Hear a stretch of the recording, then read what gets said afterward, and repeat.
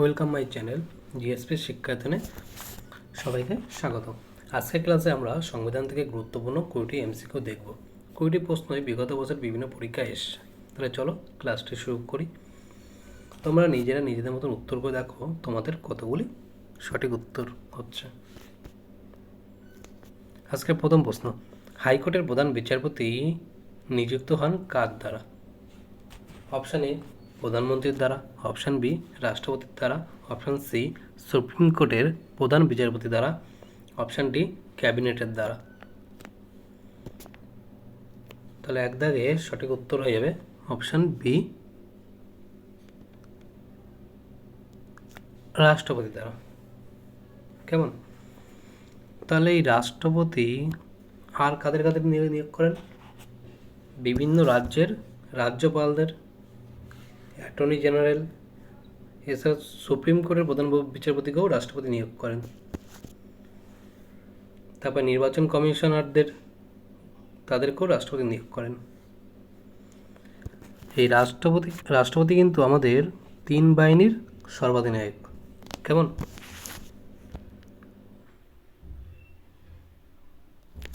পরের প্রশ্ন 2, নির্বাচন কমিশন গঠন করেন কে? অপশান এ উপরাষ্ট্রপতি, অপশান বি প্রধানমন্ত্রী, অপশান সি রাষ্ট্রপতি, অপশান ডি ভারতের প্রধান বিচারপতি। 2 দাগের সঠিক উত্তর হয়ে যাবে অপশান সি রাষ্ট্রপতি।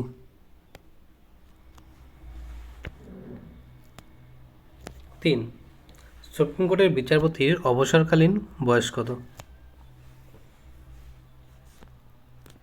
অপশান এ 60 বছর, অপশান বি 62 বছর, অপশান সি 65 বছর, অপশান ডি 70 বছর। তাহলে কী বলছে? সুপ্রিম কোর্টের বিচারপতির অবসরকালীন বয়স।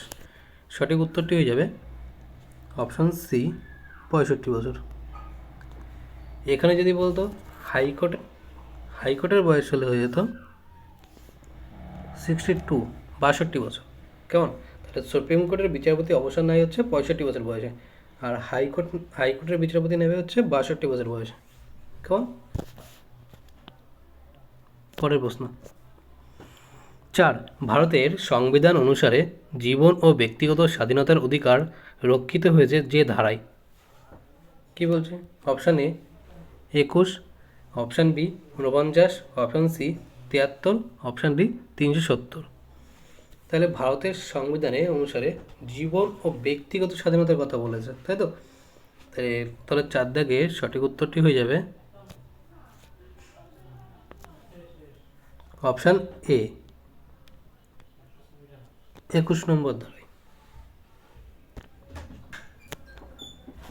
5, সংবিধানের 19 নম্বর অনুচ্ছেদে সুরক্ষিত হয়েছে কি? অপশান এ সাম্যের অধিকার, অপশান বি স্বাধীনতার অধিকার, অপশান সি ধর্মীয় স্বাধীনতার অধিকার, অপশান ডি শাসনতান্ত্রিক প্রতিবিধানের অধিকার। তাই দেখো 19 নম্বর অনুচ্ছেদে কি বলছে? 19 নম্বর অনুচ্ছেদে বলছে অপশান বি স্বাধীনতার অধিকার। কেমন? অনেক সময় এরকমও দেয় যে 19 থেকে 22 নম্বর ধারায় কি বলা আছে, সেটাও কিন্তু এরকম স্বাধীনতার অধিকারই থাকে এর মধ্যে।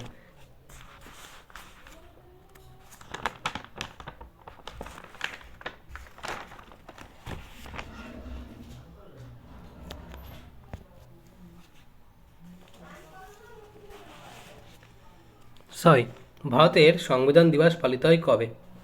অপশান এ 3রা ডিসেম্বর, অপশান বি 26শে জানুয়ারি, অপশান সি 5ই জানুয়ারি, অপশান ডি 26শে নভেম্বর।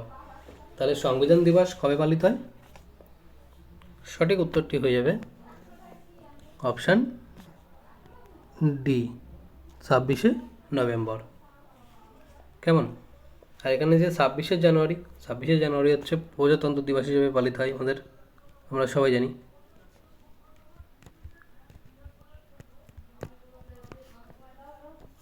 কেমন?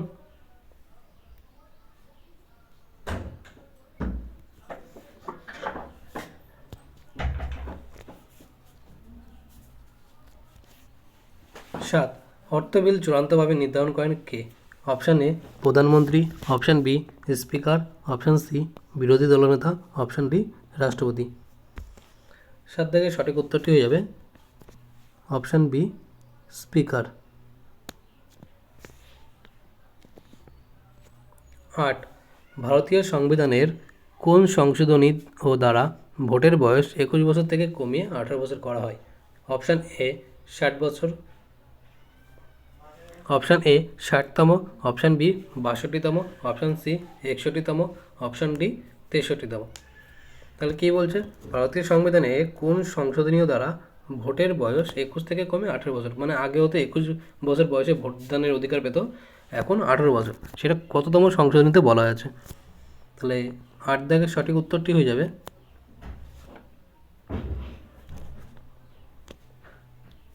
অপশান সি 61তম সংশোধনী।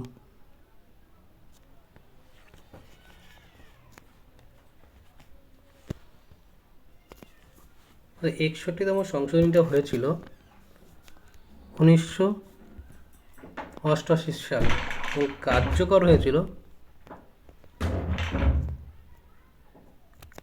হয় 1989 সালে। কেমন?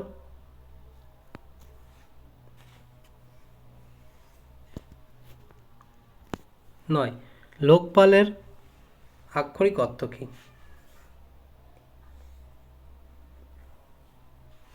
Option A caretaker of the people, option B execution of public services, option C looking after the weaker section of society, option D motivate civilians. তাই 9 দাগের সঠিক উত্তরটি হয়ে যাবে option A caretaker of the people.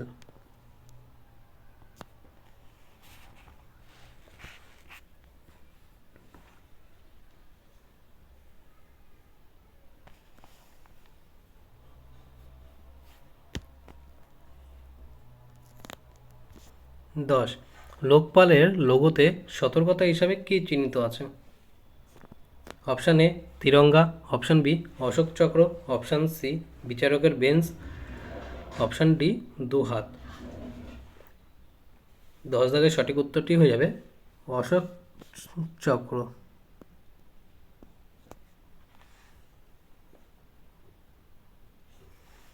এখানে তিনটি মানবমূর্তি দেওয়া থাকে, দুর্নীতির বিরুদ্ধে সতর্কতা ও নজরদারির প্রতীক হিসাবে ব্যবহৃত হয় এই লোগোটা। কেমন?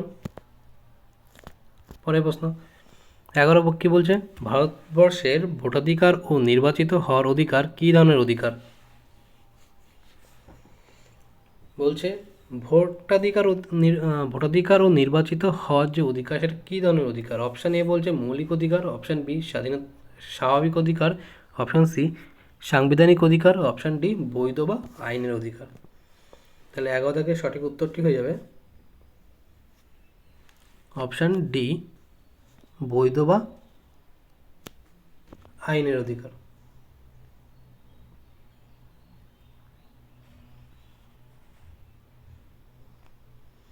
বলছে অনুচ্ছেদ 326 বলছে, অনুচ্ছেদ 326 বলছে 18 বছর বা তার বেশি বয়সী প্রতিটি নাগরিকের ভোট দেওয়ার অধিকার রয়েছে। কেমন?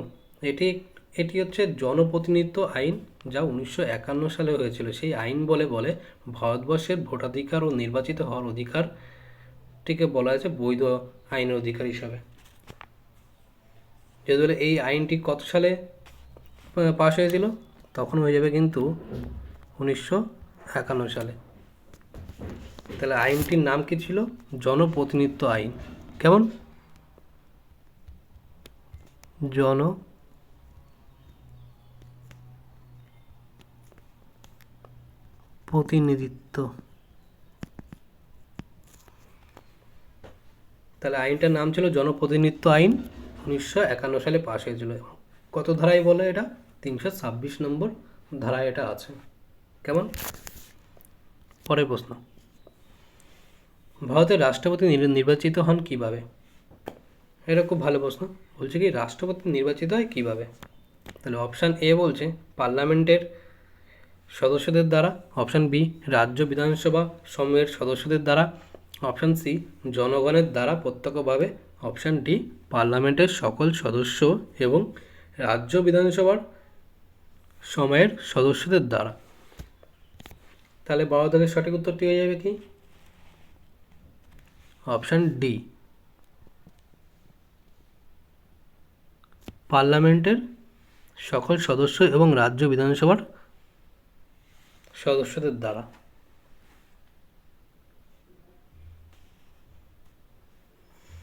দেখো তাহলে রাষ্ট্রপতি কীভাবে নির্বাচিত হচ্ছে।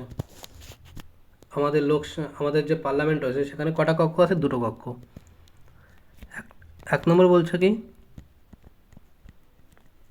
লোকসভা, তাই তো। 2 নম্বর বলছে কি রাজ্যসভা। এই লোকসভা রাজ্যসভা যারা নির্বাচিত হচ্ছে তারা ভোট দিচ্ছে। আর কি দিচ্ছে? কারা দিচ্ছে? বিভিন্ন রাজ্যে যারা এমএলএ হচ্ছে তারা ভোট দিচ্ছে। তাহলে এই পার্লামেন্টের উভয় কক্ষ আর বিভিন্ন রাজ্যের যারা সদস্য হচ্ছে তারা ভোটদান দিচ্ছে। তারা নির্বাচিত করছে কাকে? রাষ্ট্রপতিকে। কেমন? তাহলে রাষ্ট্রপতি কিন্তু মানুষের ভোটে নির্বাচিত হয় না। রাষ্ট্রপতি সাধারণত যারা নির্বাচিত প্রতিনিধি রয়েছে তাদের ভোটে নির্বাচিত হয়। কেমন? পরের প্রশ্ন 13, ভারতীয় সংবিধানের রচয়িতা হলেন? অপশান এ বলছে মোহনদাস করমচাঁদ গান্ধী, অপশান বি বলছে Jawaharlal Nehru, option C doctor B R. Ambedkar, option D Sardar Vallabhbhai Patel. তাহলে সংবিধানের রচয়িতাকে? সংবিধানের রচয়িতা হবে option C doctor B R. Ambedkar. তাই ডক্টর বি.আর. আম্বেদকর হলেন সংবিধানের জনক, তাই তো। তাহলে পরের কোশ্চেন 14, সুপ্রিম কোর্ট কোন লেখ্য জারির মাধ্যমে নিম্নতর আদালতকে নিজ সীমার মধ্যে কাজ করার নির্দেশ দেয়? অপশান এ বলছে ম্যান্ডামাস, অপশান বি বলছে প্রোহিবিশন, অপশান সি বলছে কোয়ারেন্টো, অপশান ডি বলছে হেবিয়াস কর্পাস। তাহলে দেখো সুপ্রিম কোর্ট কি করে? যখন কোনো হাইকোর্টকে বলে যে একটি লেখ জারি করে বলে যে তার নিজের সীমার মধ্যে কাজ করতে, এর কত নম্বর ধারা অনুযায়ী বলে? সুপ্রিম কোর্ট কী হলো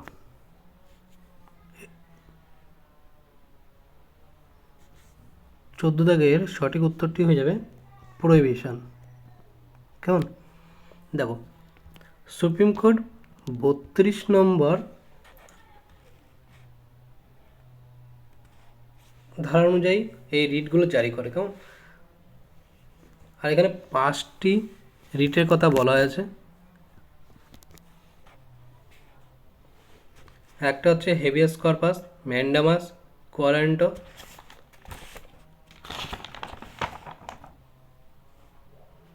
প্রোহিবিশন, আর একটা হচ্ছে সার্টিওয়ারি। কেমন?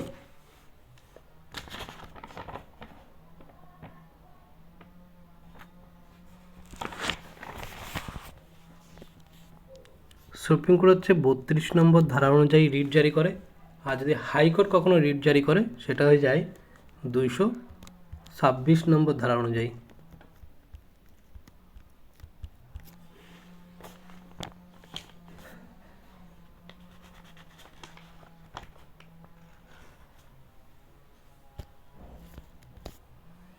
পনেরো, অরুণাচল প্রদেশ কোন হাইকোর্টের আওতায় পড়ে? Option A Guwahati, option B Bombay, option C Kolkata, option D Chandigarh. সঠিক উত্তরটি হয়ে যাবে অপশান এ গুয়াহাটি।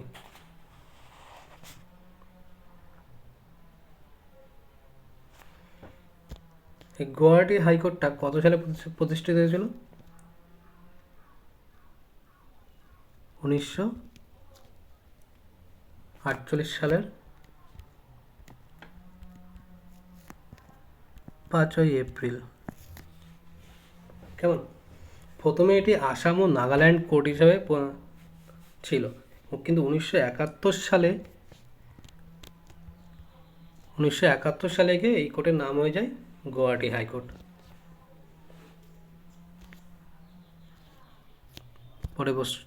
পরে প্রশ্ন, সংবিধানের অষ্টম তফসিলে আলোচ্য বিষয় কি?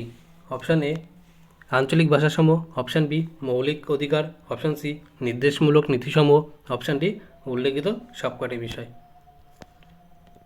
16 দাগের সঠিক উত্তরটি হয়ে যাবে অপশান এ আঞ্চলিক ভাষাসমূহ।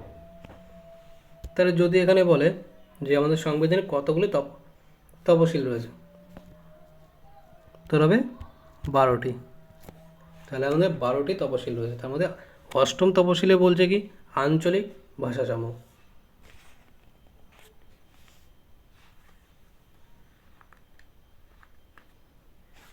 তাহলে যদি এখানে বলে 9 নম্বর তফসিলে কি বলছে? 9 নম্বর তফসিলে আছে ভূমি সংস্কার সম্বন্ধে বলা আছে।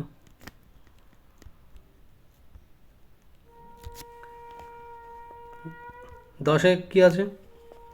দল ত্যাগ বিরোধী আইন। এই যে আমাদের একজন এমএলএ বা একজন সাংসদ একটা দল থেকে নির্বাচিত হয়ে আর একটা দলে যাচ্ছে,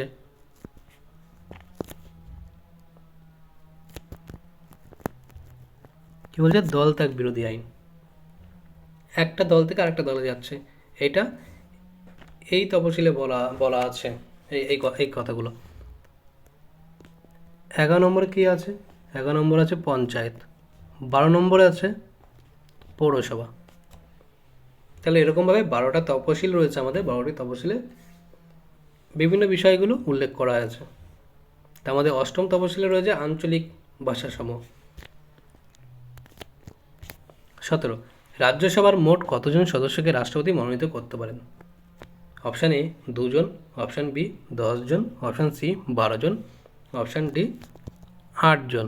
তাহলে রাষ্ট্রপতি রাজ্যসভায় কতজনকে মনোনীত করতে পারেন তার পছন্দ মতন? সঠিক উত্তরটি হয়ে যাবে অপশান সি 12 জনকে।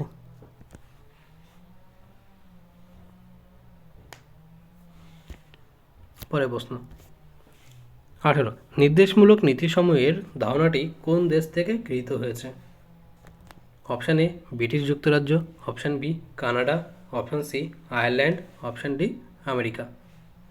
18 দাগের সঠিক উত্তরটি হয়ে যাবে অপশান সি আয়ারল্যান্ড।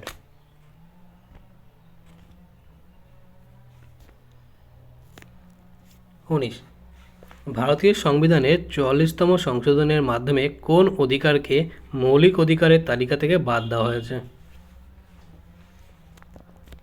অপশান কি বলছে? অপশান এ বাক স্বাধীনতা, অপশান বি সাম্যের অধিকার, অপশান সি সম্পত্তির অধিকার, অপশান ডি ধর্মের অধিকার। তাহলে 44তম সংশোধনের মাধ্যমে কোন অধিকারকে মৌলিক অধিকারের তালিকা থেকে বাদ দেওয়া আছে? সঠিক উত্তরটি হয়ে যাবে অপশান সি সম্পত্তির অধিকার। মানে কি বলা আছে এখানে? যে সম্পত্তির অধিকার আগে ছিল মৌলিক অধিকার, কিন্তু এই সংশোধনের মাধ্যমে বলে দেওয়া হয়েছে যে সম্পত্তির অধিকার আর মৌলিক অধিকার থাকবে না। এখন তাহলে কি অধিকার থাকবে? এখন এটি হয়ে যাবে আইনি অধিকার।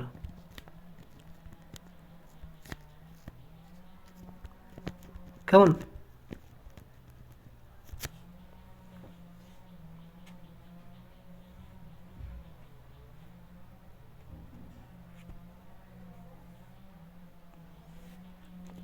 তাহলে এখন এই সম্পত্তি অধিকারটা এখন কথাই বলা আছে? এখন 300 এতে বলা হয়েছে এই সম্পত্তি অধিকারের কথা।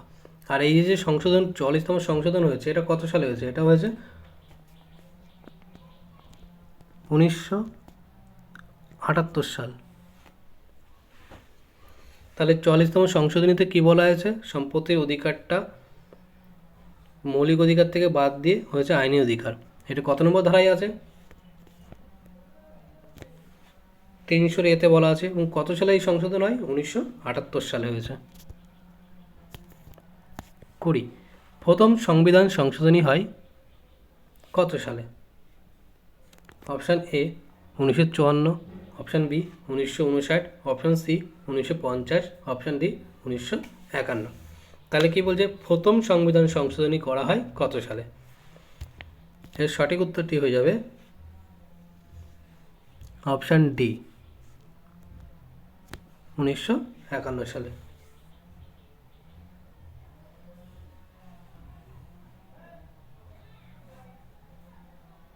তখন প্রধানমন্ত্রী কে ছিলেন? জওহরলাল নেহরু, তাই তো। পরে প্রশ্ন 21। ভারত সরকারের সর্বোচ্চ লিগ্যাল অফিসার কে? অপশান এ আইনমন্ত্রী, অপশান বি লোকসভার অধ্যক্ষ, option C attorney general, option D কেউই না। তাহলে 21 দাগের সঠিক উত্তরটি হয়ে যাবে অপশান সি অ্যাটর্নি জেনারেল। আচ্ছা, এই অ্যাটর্নি জেনারেলের কথা বলা আছে কোন আর্টিকেলে? আর্টিকেল 76।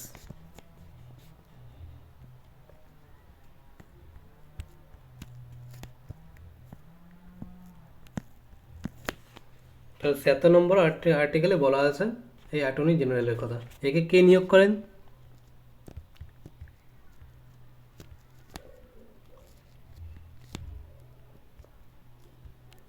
রাষ্ট্রপতি নিয়োগ করেন। এই অ্যাটর্নি জেনারেলের কিছু সুযোগ সুবিধা তিনি পান। কি পাই দেখি? তিনি উভয় কক্ষের অধিবেশনে অংশগ্রহণ করতে পারেন, তিনি যে কোনো আদালতে নিজের বক্তব্য রাখতে পারেন। কেমন?